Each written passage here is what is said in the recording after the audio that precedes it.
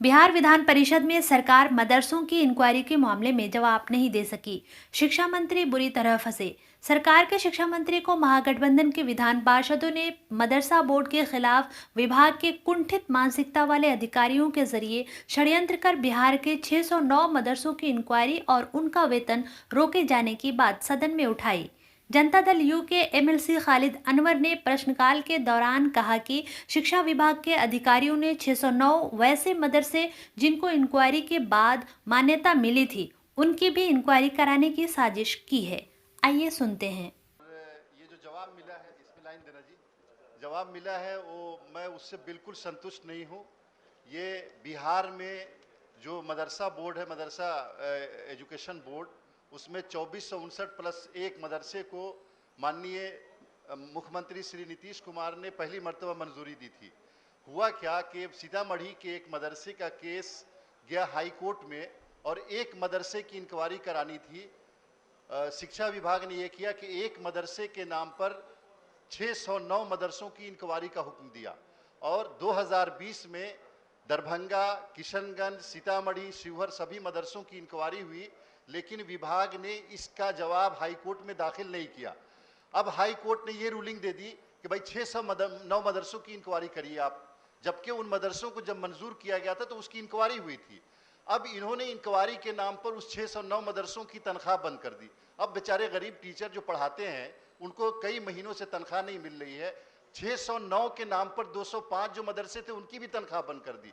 और अब ये हुआ है कि हाई कोर्ट ने कहा कि 609 मदरसों की इंक्वायरी कराइए। इन्होंने इंक्वायरी करा दी 2459 मदरसों की और 2459 मदरसों की दोबारा इंक्वायरी हो रही है।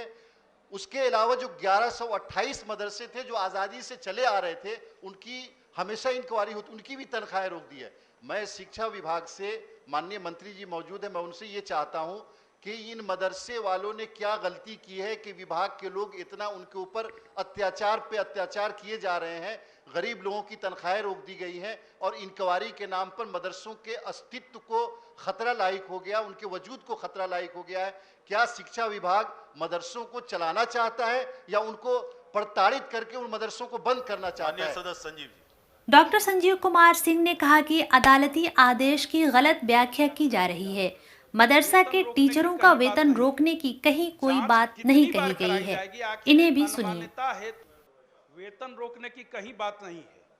जांच कितनी बार कराई जाएगी? आखिर अनमान्यता हेतु जांच जब पहले ही कर ली गई थी ऐसे मदरसों की, तो और जो जांच है हो, लेकिन वेतन रोकने का स्पष्ट आदेश नहीं है।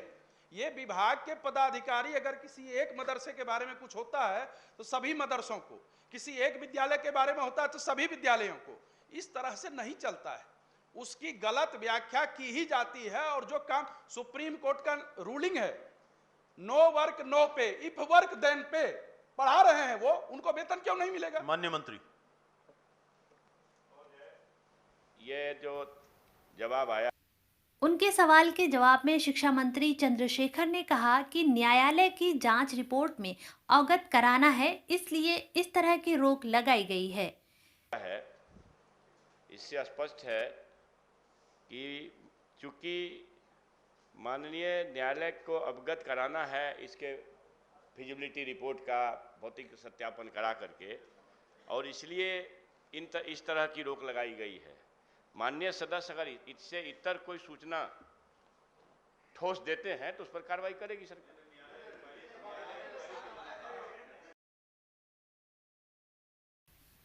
बीजेपी के एमएलसी संजय कुमार सिंह ने कहा कि हाईकोर्ट में एक मदरसा के जांच का आदेश दिया गया था, लेकिन विभाग के पदाधिकारियों ने 609 मदरसों को उलझाने का काम किया है। इन पदाधिकारियों की मंशा साफ नहीं है। आइए सुनते हैं।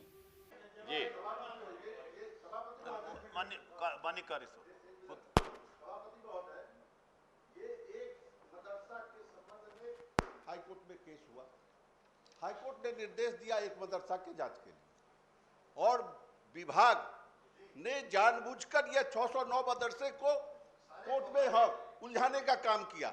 और ये 609 मदरसा जिसकी जांच उपरांत थी उसको अनुदान मिल रहा था, जांच उपरांत थी।